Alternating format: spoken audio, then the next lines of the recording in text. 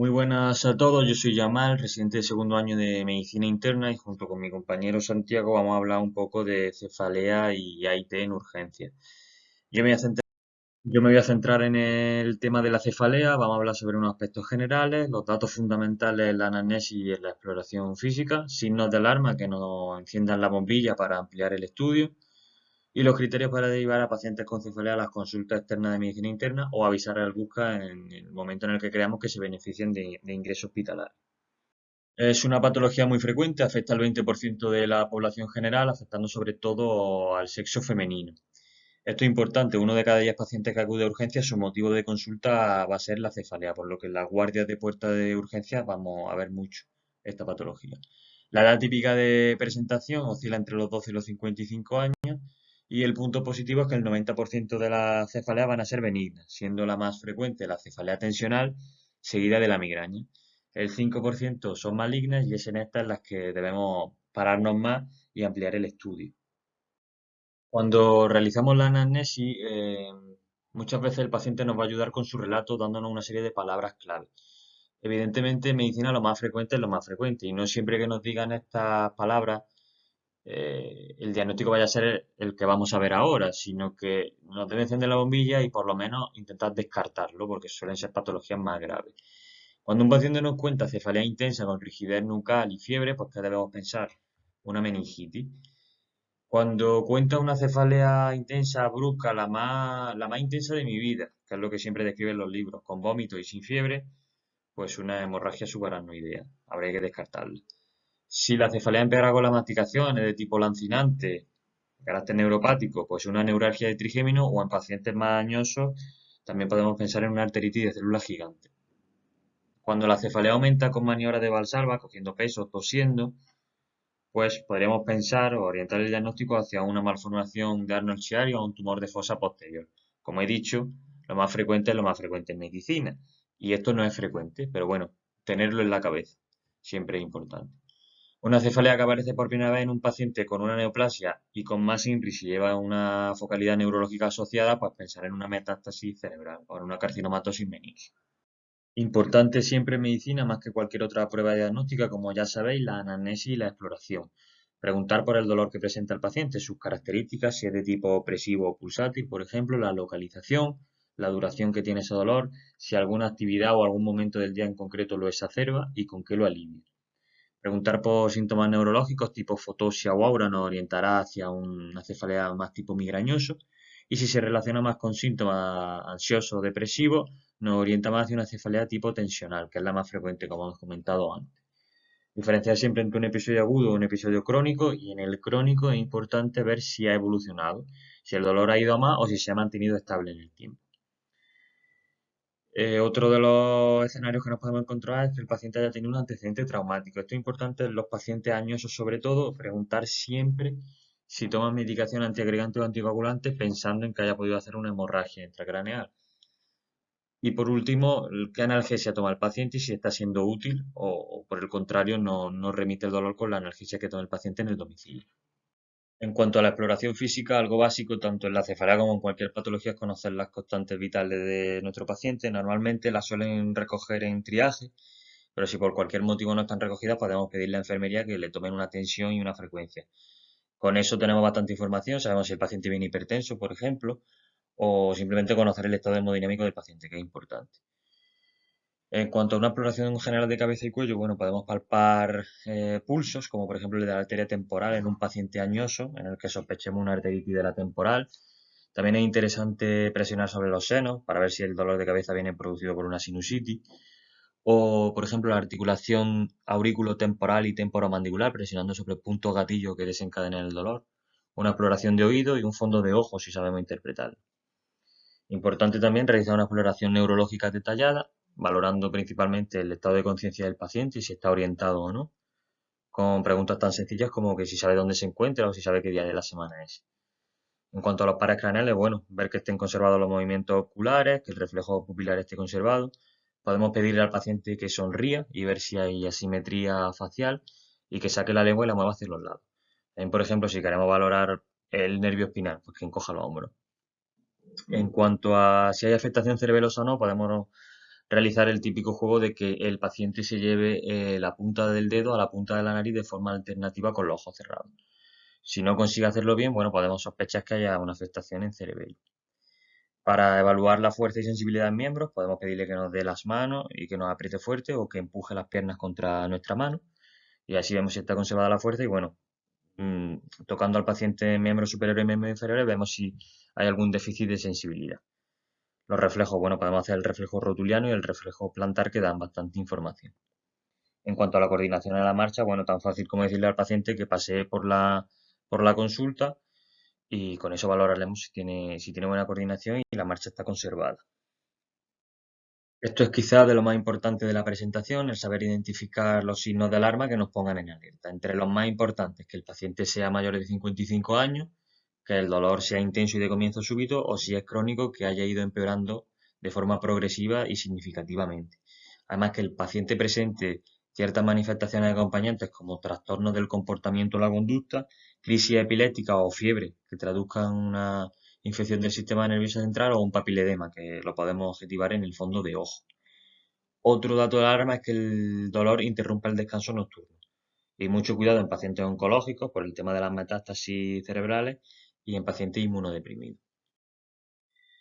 ¿Cuándo está indicado pedir un TAC? Bueno, cuando tengamos alguno de estos datos de alarma que hemos comentado anteriormente, que la exploración sea normal con algún tipo de focalidad neurológica y siempre previo a la realización de una punción lumbar para descartar una meningitis o una hemorragia subaracnoidea. Una imagen sencilla de dónde se localizan los principales tipos de cefalea. La migraña suele ser hemicraneal, la hipertensión duele sobre todo en zona occipital, el estrés lo describen como un casco y la chapa que os estamos dando en el curso de urgencias pues duele hasta el alma. Estas son las tres principales cefaleas que vamos a ver en urgencia. La más frecuente es la tensional, como ya he repetido en varias ocasiones, la migrañosa y la trigeminoautonómica o tipo clúster. Tiene una serie de características distintivas que nos pueden orientar en el diagnóstico. La migraña, por ejemplo, suele ser hemicraneal, hasta en el 70% de las ocasiones, es de carácter pulsátil, empeora con el esfuerzo físico y interfiere bastante con la calidad de vida de los pacientes. Suele durar de 4 a 72 horas y la intensidad suele ser moderada a severa. Pueden asociar vómitos, náuseas, sonofobia, fotofobia y algunas se acompañan de aura de tipo visual. La cefalea tensional es bilateral, es de carácter opresivo, la gente lo define como si tuviesen un casco puesto en la cabeza. Puede ser breve en el tiempo, durar media hora o alargarse hasta una semana. La intensidad es leve o moderada, aunque es un motivo de consulta bastante frecuente. Suele asociarse también con síntomas tipo ansioso-depresivo y con el insomnio. Las tipo clúster suelen ser unilaterales, comienzan de forma periorbitaria o en la sien, la aparición es súbita, puede durar de 15 minutos a 3 horas y el dolor es explosivo, lancinante y muy intenso. Puede asociar lagrimeo, hiperemia ocular, congestión nasal o algún tipo de focalidad neurológica y síndrome de Horner, que ya lo conocéis. En cuanto al tratamiento de los síntomas, la cefalea tensional es sencillo, AINES, sobre todo naproxeno suele ser muy útil en la cefalea o paracetamol. Para la migraña clásica, en aquella de carácter leve, los antiinflamatorios no esteroideos, los AINES, en la moderada grave ya se suelen utilizar triptanes. El sumatriptán seguro que no suena a todo. Primperan para, por ejemplo, el tratamiento de las náuseas, tratamiento sintomático. La cefalea en racimo tipo clúster es muy importante el oxígeno a una FiO2 elevada, 100% durante 15-20 minutos. También se pueden asociar triptanes o antiinflamatorios como los corticoides, más potentes. Y por último, ¿cuándo consultar con medicina interna? Bueno, cuando atendamos a un paciente con cefalea y tras realizar la anamnesis y exploración no curse con las características típicas de las cefaleas primarias, tipo migraña o cefalea tensional, y además presente algún tipo de déficit neurológico, pues con más motivo debemos consultar con medicina interna. Por poner un ejemplo, un paciente oncológico que nos cuenta cefalea que ha ido progresando en los últimos meses y aparte la familia nos comenta alguna alteración del comportamiento. Bueno, en este paciente está indicado realizar una prueba de imagen y por desgracia se ven metástasis en el cerebro. Bueno, en este caso, evidentemente se beneficia de una interconsulta interna e ingreso hospitalario.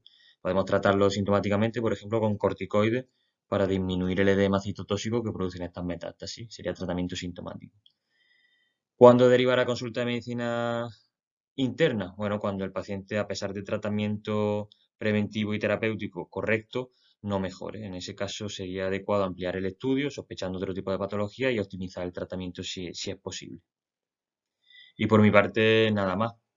Muchas gracias por la atención y mucho ánimo.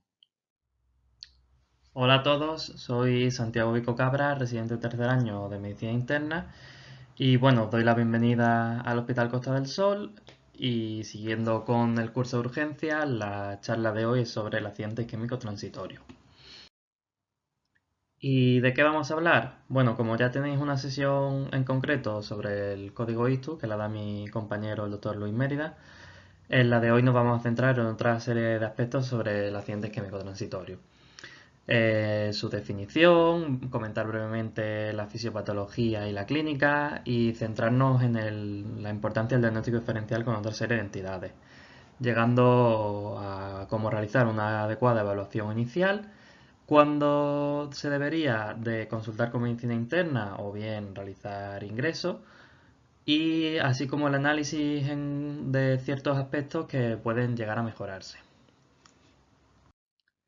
¿Y cómo se define la AIT? Pues como un episodio de disfunción neurológica causado por una afectación focal isquémica, bien a nivel cerebral o retiniano, cuya duración de los síntomas es inferior a 24 horas, aunque lo habitual es que sea inferior a 1 hora o entre 1 y 2 horas, sin evidencias de infarto en las pruebas de neuroimagen. El problema de la AIT no reside en el episodio como tal, sino en el alto riesgo de progresión a ictus que este conlleva, en torno a un 10% a los 3 meses. Respecto a los mecanismos causales, pues principalmente aterotrombótico, por mal control de factores de riesgo cardiovascular, hipertensión, diabetes, dislipemia, hábito tabáquico, origen embólico, sobre todo cardioembólico, como arritmia más frecuente, pues la fibrilación auricular, y otra serie de mecanismos menos frecuentes y más complejos, como pueden ser estados de hipercoagulabilidad, vasculitis a nivel del sistema nervioso central y otra serie de entidades. La clínica pues es variada y va a depender del territorio afectado, teniendo paresias, alteraciones de la sensibilidad, disartria, afasia o otra serie de síntomas como alteración de los pares craneales, vértigos y demás. Bien, esta parte es muy importante, el diagnóstico diferencial. Tenemos un amplio abanico de patologías que pueden dar sintomatología neurológica y nos hagan pensar en un AIT o en un ictus, como estados de hiperviscosidad sanguínea, bien en relación a una trombocitosis esencial, una policitemia, otra serie de patologías más graves como puede ser un hematoma subdural o una disección arterial. Pero sobre todo quiero que os quedéis con estas cuatro que he señalado, ¿vale? Por su frecuencia o bien porque pueden ser potencialmente reversibles.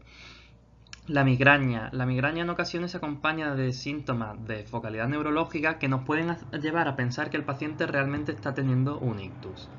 Luego tenemos otros cuadros como pueden ser los vértigos periféricos por afectación de la esfera ORL, que es muy importante incluirlos en el diferencial de la IT y nos ayudará para ello una adecuada exploración física. La hipoglucemia es otra entidad a tener en cuenta y que se detecta fácilmente con la simple medición de la glucemia capilar. Y es que la hipoglucemia en fases iniciales pues, puede dar síntomas como cefalea, temblor, taquicardia, sudoración, pero ya una hipoglucemia más severa nos puede presentarse como un bajo nivel de conciencia, confusión, llegando incluso a manifestarse como focalidad neurológica. Por ello es muy importante siempre tenerlo en cuenta y en la evaluación del AIT determinar la glucemia. Incluso episodios de una hipotensión postural severa nos pueden llegar a simularlo.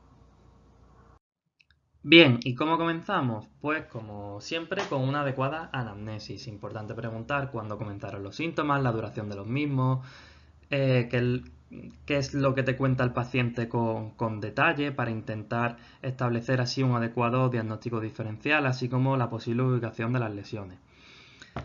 La exploración física, pues aparte de una exploración física con la ocultación y demás, medir las constantes vitales y destacar aquí los soplos carotídeos.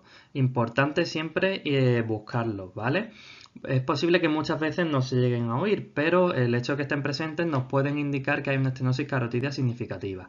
Y evidentemente pues hay que realizar una exploración neurológica detallada.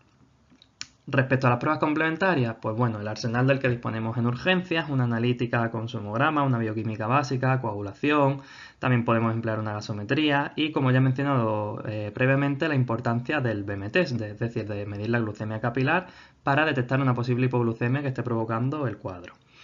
El electro, muy importante, no se nos puede olvidar, ya sea porque en el momento agudo que quizá, como en la situación de un código ictus, estemos pensando TAC de cráneo, y se nos pasa por alto el electro, o bien en el caso contrario, que el paciente ya cuando llegue y lo veamos en urgencia esté completamente asintomático y no se nos pase por alto el solicitarlo, pues esto no debe ocurrir, ¿vale? El electro siempre hay que realizarlo, así como el TAC de cráneo para detectar si existe ya isquemia establecida o un posible foco hemorrágico. Bien, ¿cuándo nos vamos a plantear la hospitalización o el consultar con medicina interna? Pues en caso de una IT de repetición o progresión de la sintomatología, cuando ya la duración sea mayor de 1 hora o 2 horas, ¿vale? Con una estenosis carotidia sintomática superior al 50%, cuando hayamos detectado como posible causa un mecanismo cardioembólico como una fibrilación auricular, en caso de que el paciente ya esté diagnosticado previamente de estados de hipercoagulabilidad y en aquellos AIT considerados de alto riesgo. ¿Cuáles son estos AIT de alto riesgo de progresión a ictus? Pues depende de la puntuación en la escala ABCD2, que es la siguiente. La edad suma un punto, si es mayor de 60 años. La presión arterial superior a 14,9 también suma otro punto. Respecto a la clínica, pues si es solo alteración en el discurso, bien por disartria, afasia, suma un punto. Pero si bien ya se ha establecido una paresia como tal, puntúa 2. Y respecto a la duración, pues entre 10 y 60 minutos es un punto y ya cuando hablamos de más de 1 hora son 2 puntos, así como la presencia de diabetes que suma otro punto. De forma que nos queda el siguiente score, que entre 0 y 3 considerado de bajo riesgo, 4 y 5 moderado y 6 y 7 alto. Pero en la práctica clínica, sobre todo lo que interesa es dividirlo en bajo riesgo y a partir de 4 o más es considerado de alto riesgo. Bien, respecto al tratamiento, pues habría que optimizar el tratamiento de los factores de riesgo cardiovasculares. Si el paciente no era hipertenso conocido, pues iniciar tratamiento antihipertensivo. Si lo era, pues reforzar el mismo. Así habría que hacer también con la diabetes, la dislipemia y recordar la importancia del abandono del hábito tabáquico. Después, el tratamiento va a depender en función del mecanismo causal. En los aterotrombóticos, la antiagregación, bien con ácido acetilsalicílico o con clopidogrel. Hay que tener en cuenta que en aquellos ictus considerados de alto riesgo con una score mayor o igual a 4, se recomienda la doble antiagregación con adiro más clopidogrel durante 21 días y posteriormente continuar con un solo antiagregante.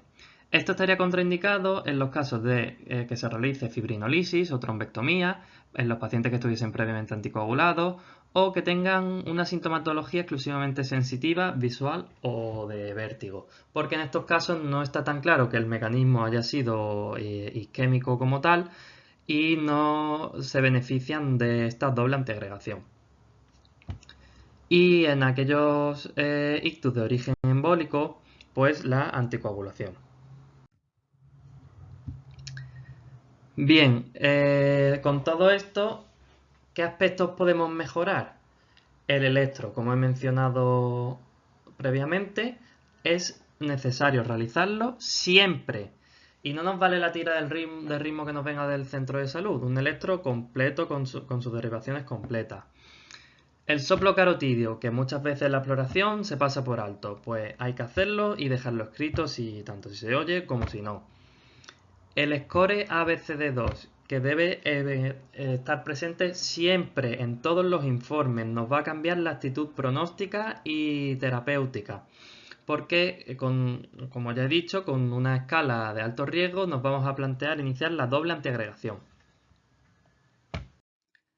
Así que como conclusión, la importancia del score ABCD pues nos va a cambiar el pronóstico y el tratamiento. En la exploración, no olvidar buscar el soplo carotidio y realizar siempre electro y determinación de glucemia. El TAC de cráneo, que es una prueba fundamental en estos casos para ver si ya se ha establecido una lesión como tal o bien el foco fuera hemorrágico. Asegurar siempre que el paciente se va con tratamiento correspondiente, ya sea antiagregado o anticoagulado, salvo que exista una clara contraindicación. Y en aquellos casos que no precisen ingreso y se deriva a las consultas de medicina interna, puede hacerlo de la mejor forma posible, solicitando una analítica diferida con una bioquímica que incluya perfil lipídico, recomendar medidas de tensión arterial en domicilio y solicitar un ecodoppler de tronco supraórtico, para así que una vez recibamos al paciente en la consulta, en función de todas las pruebas complementarias, se pueda reforzar el tratamiento de una forma u otra.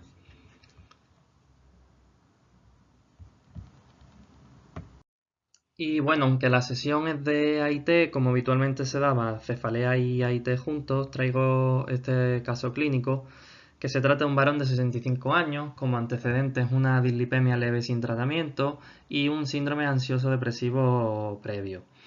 No toma ningún tipo de tratamiento en domicilio y lo trían como una prioridad 4. El paciente consultaba por una cefalea periorbitaria derecha junto con una sensación de hormigueo en el brazo izquierdo de unos 4 o 5 días de evolución. Y bueno, es un poco difícil la presentación porque esto está pensado para hacerlo en directo, para que bueno, vosotros me comentaréis un poco qué buscaríais en la anamnesis, en la exploración física y qué pruebas complementarias solicitaríais.